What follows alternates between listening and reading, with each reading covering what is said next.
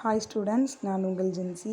இன்றைக்கி நம்ம என்ன பார்க்க போகிறோம் அப்படின்னாக்கி ஃபஸ்ட் டேர்ம் 6th ஸ்டாண்டர்டில் பயிற்சி 1.1 உள்ள கோடிட்ட இடங்களை நிரப்புக பார்ப்போம். சரிங்களா?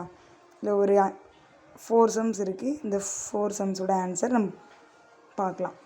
ஃபஸ்ட்டு என்ன கொடுத்துருக்காங்கன்னு பாருங்கள். மிகச்சிறிய 7 இலக்க எண். 7 இலக்கம். இலக்கம்னா என்ன? இப்போது ஒரு நம்பர் இருக்குது அப்படின்னா இல்லை ஒரு இது மட்டும் 9 மட்டும் இருக்குன்னா இது என்ன சொல்லலாம்? நம்ம ஓர் இலக்கம் அப்படின்னு சொல்லலாம். இது கூடவே இப்போது இன்னொரு நம்பர் இருந்தால் 2 எண்கள் இருக்குது, அப்போ இதை ஈரிலக்க எண் சொல்லலாம். இது கூடவே இன்னொரு நம்பர் இங்கே சேருது அப்படின்னா இதில் பாருங்கள் 1 2 3 நம்பர் இருக்குது, அப்போ இதை என்ன சொல்லலாம்? நம்ம மூவிலக்க எண்ணு சொல்லலாம். இந்த மாதிரி நம்மளுக்கு எத்தனை எண்கள் இருக்குதோ அத்தனைக்கு ஏற்றாப்புல இலக்கங்கள் என்னாகும்? சேஞ்ச் ஆகும். இங்கே பாருங்கள், மிகச்சிறிய 7 இலக்க எண். மிகச்சிறிய எண் என்னது? நம்மளுக்கு இப்போ நம்மளுக்கு எண்கள் தான் இருக்குன்னா அதில் மிகச்சிறிய எண் என்ன? 0. அப்படிதானா? அதே 0ல் தான் நம்மளுக்கு எத்தனை இலக்கம் வேணுமோ? 7 இலக்க மிகச்சிறிய எண். இப்போ 0க்கு அடுத்த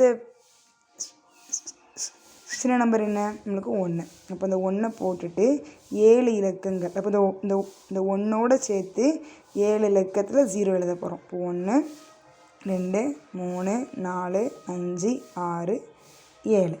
இதை எப்படி நம்ம ரீட் பண்ணலாம்? ஒன்றுகள், பத்துகள், நூறுகள், 1000, 10,000, லட்சம், 10 லட்சம். இதோட விடை என்ன? 10 லட்சங்கள். பாருங்கள், அடுத்த கொஸ்டின் பார்த்தோம் அப்படின்னா மிகப்பெரிய 8 இலக்க எண். மிகச்சிறிய எண்ணா நம்ம என்ன சொன்னோம்? 0 தான் மிகச்சிறிய எண், அதனால் எல்லாமே 0 போட்டு முன்னாடி ஒரு இது மட்டும் போட்டோம். இங்கே 8 இலக்கத்தில் மிகப்பெரிய எண். மிகப்பெரிய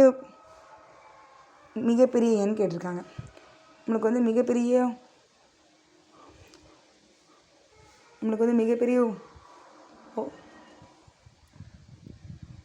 ஓரிலக்க எண் என்ன?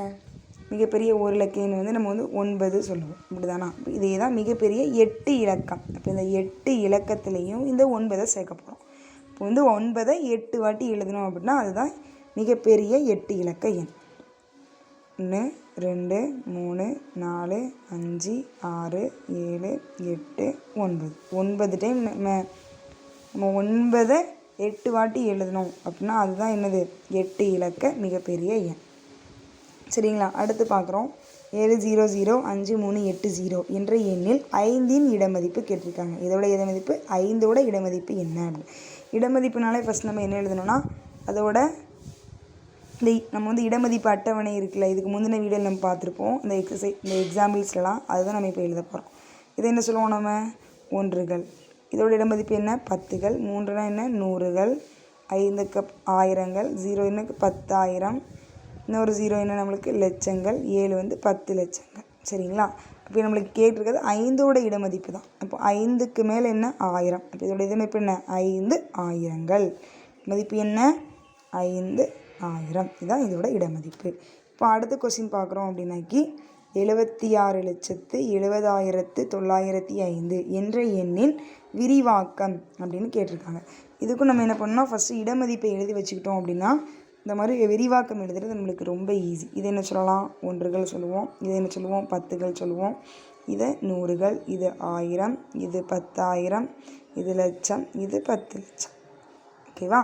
10 லட்சம்னா என்ன அர்த்தம்னா 7 10 லட்சங்கள், 6 லட்சங்கள், 7 10,000கள், 0 ஆயிரங்கள், 9 நூறுகள், 0 10கள், 5 ஒன்றுகள்.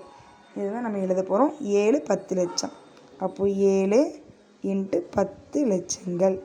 10 லட்சத்துக்கு எத்தனை 0? ஒரு 1 போட்டு நம்ம 6 0 சேர்த்தோம்னா அது 10 லட்சம். அடுத்து என்ன பாருங்கள்? 6 லட்சங்கள். இப்போ கூட்டல் ப்ளஸ் போட்டு 6 லட்சங்கள். 6 × லட்சம். அடுத்து என்ன பண்ண போகிறோம்? 7 10,000கள். 7 10,000. நெக்ஸ்ட் என்ன பாருங்கள்? 0 ஆயிரங்கள். கூட்டல் 0 ஆயிரங்கள். அடுத்து என்ன இருக்குது பாருங்கள்? 9 நூறுகள். இப்போது 9 நூறுகள். அடுத்து இது இருக்குது பாருங்கள்? 0 10கள். இதை எப்படி எழுதலாம்? 0 10கள். அடுத்து என்ன இருக்குது பாருங்கள்? 5 ஒன்றுகள். இதை எப்படி எழுதலாம்? 5 ஒன்றுகள். இவ்வளோதான். ஓகேவா? இதோட விரிவாக்கம் எழுதுறது ரொம்ப ஈஸி. இங்கேருந்து இப்போ பார்த்தோன்னா ஒன்றுகள், 10கள், நூறுகள், 1000, 10,000, லட்சம், 10 லட்சம் அப்படின்னு அதோட விரிவாக்கத்தை எழுதிட்டோம். அந்தந்த நம்பரை மட்டும் போட்டு எழுதினா முடிஞ்சு. ஓகேவா? Okay, thank you. Subscribe to our channel Tree of Maths.